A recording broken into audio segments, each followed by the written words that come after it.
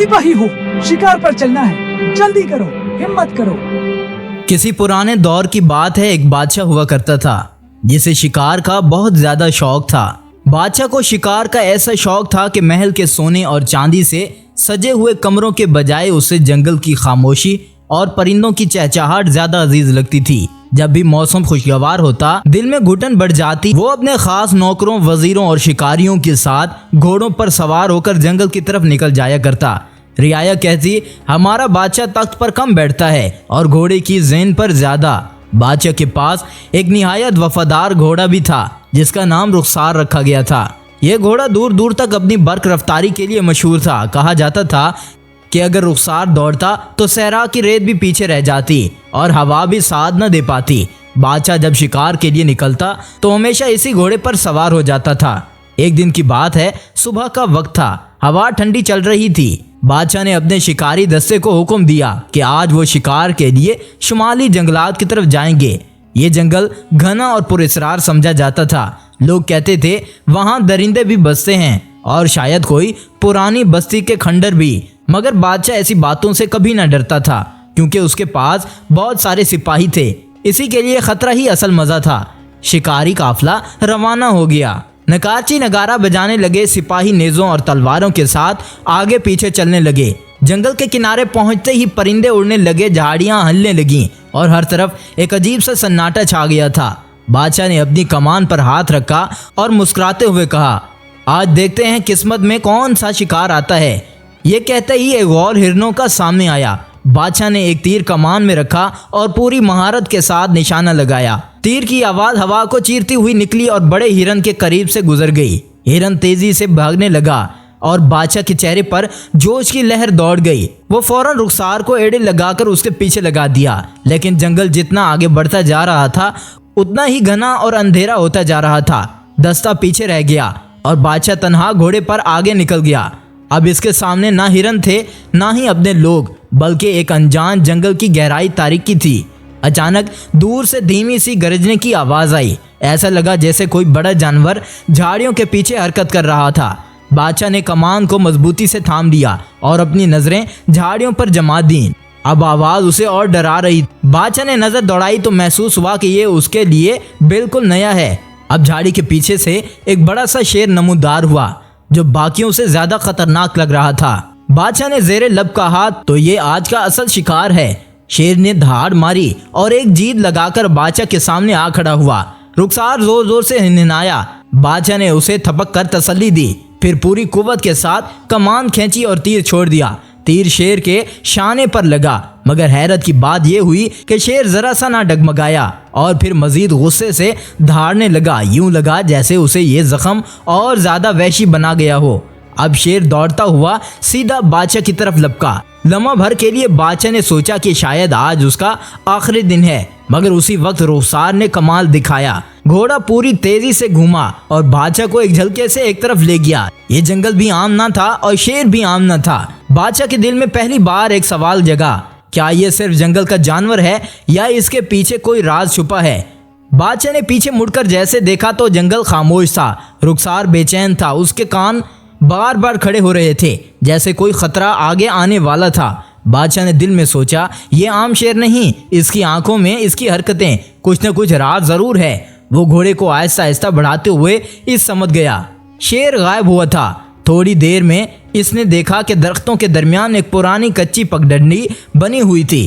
पगडंडी ऐसी लग रही थी जैसे बहुत अरसे से कोई इंसान यहाँ ना आया था, लेकिन फिर भी इस पर कुछ अजीब गरीब निशान थे, बड़े बड़े पंजों के निशान।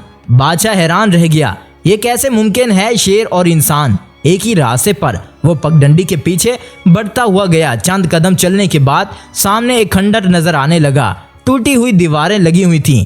बादशाह घोड़े से उतरकर करीब आकर देखने लगा। जैसे ही उसने हाथ दरवाजे पर रखा, एक जोरदार झटका सा हुआ। जो इस दरवाजे को खोलेगा वो हकीकत और वहम की सरहद पार करेगा।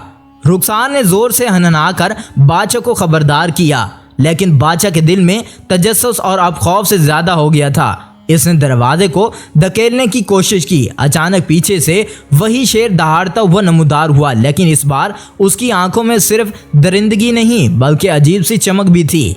शेर आहिस्ता आहिस्ता उसकी तरफ बढ़ने लगा, जैसे खबरदार कर रहा हो कि आगे बढ़ना मौत को दावत देना है। मगर बादशाह कहाँ पीछे हटने वाला था। इसने तलवार दरमियान से निकाली और दरवाजे पर जोर लगा दी।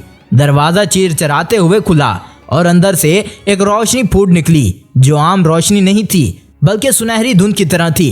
रोशनी देखते ही शेर एक पीछे हटा, मगर उसकी आंखों की तरफ एक चमक सी बढ़ गई। बादशाह ने कदम अंदर रखा तो उसकी आंखों के सामने एक अजीब मंजर था। खंडर के अंदर एक लंबा बाल था, जिसकी दीवारों पर पुरानी तस्वीरें बनी हुई थी। बादशाह के लबों पर बेख्तियार अल्फाज निकले। अब बादशाह ने हैरत से देखा कि शेर उसकी तरफ बढ़ रहा था। बादशाह के कदमों में आकर बैठ गया। उसकी सुर्ख आंखें अब खौफ की बजाय फर्माबरदारी जैसी थीं। बादशाह समझ गया कि यह शेर कोई आम दरिंदा नहीं, बल्कि इसके मुकद्दर से बंधा हुआ राज था। लेकिन दिल में एक और सवाल उठा, अगर ये पहला इम्तिहान था तो अगला क्या होगा। बादशाह हैरत और तजस्सुस के मिले जुले एहसास में खड़ा था। एक तस्वीर में दिखाया गया था कि एक बादशाह शेर को काबू में करने के बाद एक खजाने का दरवाज़ा खोलता है। दूसरी तस्वीर में वही बादशाह दुश्मनों की फौज को तन्हा शिकस्त देता है। अजीब बात यह थी कि अब क्या होने वाला था। ये सब मेरे आने से पहले ही लिख चुका था। क्या वाकई मेरी तकदीर भी यही है। इसी लम्हे हाल के कोने से एक जंजीर की खड़खड़ाहट सुनाई देने लगी। बादशाह मुड़कर देखता है तो एक पत्थर की दीवार आहिस्ता खुली। वहां से ठंडी हवा साथ साथ सरगोशी भी आने लगी थी। शेर ने धीमी दहाड़ मारी, जैसे बादशाह को खबरदार कर रहा हो। वो आगे बढ़े और नीचे सीढ़ियों पर कदम रखने लगे। जूं नीचे उतरते गए अंधेरा बढ़ता चला गया था। नीचे पहुंचते ही एक बड़ा सा कमरा नजर आया। कमरे के बीचों बीच एक बड़ा पुराना संदूक रखा था, जिस पर लोहे की मजबूत जंजीरें जुड़ी हुई थीं।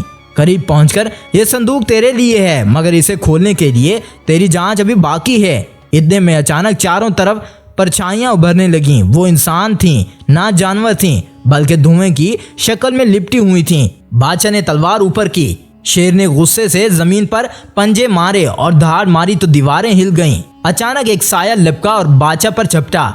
बादशाह ने पूरी महारत से तलवार घुमाई, मगर हैरत की बात यह थी कि तलवार उस धुएं को काट कर गुजर गई और साया दूर दहाड़ कर चला गया। बादशाह के माथे पर पसीना था। ये मखलूक तलवार से नहीं मर सकती, इसने दिल में सोचा। शेर ने एक दहाड़ मारी और अपने पंजे एक साया को चीर दिया।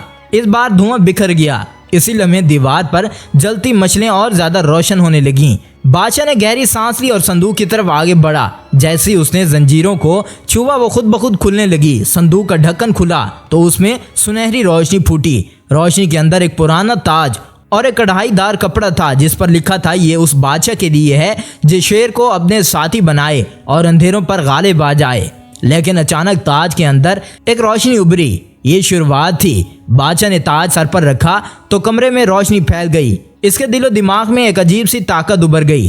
खंडर के बाहर फिजा एक अजीब सा सकून छा गया था। आसमान पर बिजली कड़क रही थी और जंगल साकत था। बादशाह ने तलवार बुलंद की और शेर के साथ आगे बढ़ गया।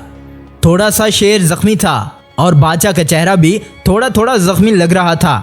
इसने तलवार को आसमान की तरफ बुलंद किया और दोनों जमीन पर बैठ गए। ताज उसके सर पर था। वो रोशनी अब दोनों में सिमट गई थी। जब वो अपनी सल्तनत में पहुंचा तो लोगों ने उसे पहली बार इज्जत से देखा। रियाया ने उसे सिर्फ बादशाह बल्कि उसे गैबी मदद का सहारा दिया। और उस दिन के बाद बादशाह ने यह ऐद किया कि वो अब शिकार सिर्फ जंगल के जानवरों के लिए नहीं, बल्कि अंधेरों को मिटाने के लिए करेगा। तो यूं ये कहानी मुकम्मल हुई। आपको ये फर्जी कहानी कैसी लगी? मज़ा तो ज़रूर आया होगा। एक बादशाह जिसे शिकार का शौक था, मगर किस्मत ने उसे रोशनी और अंधेरों की जंग का हीरो बना दिया। तो आपको ये कहानी कैसी लगी? अगर अच्छी लगे तो चैनल को सब्सक्राइब कीजिए। अगली वीडियो तक इंतज़ार कीजिए। शुक्रिया।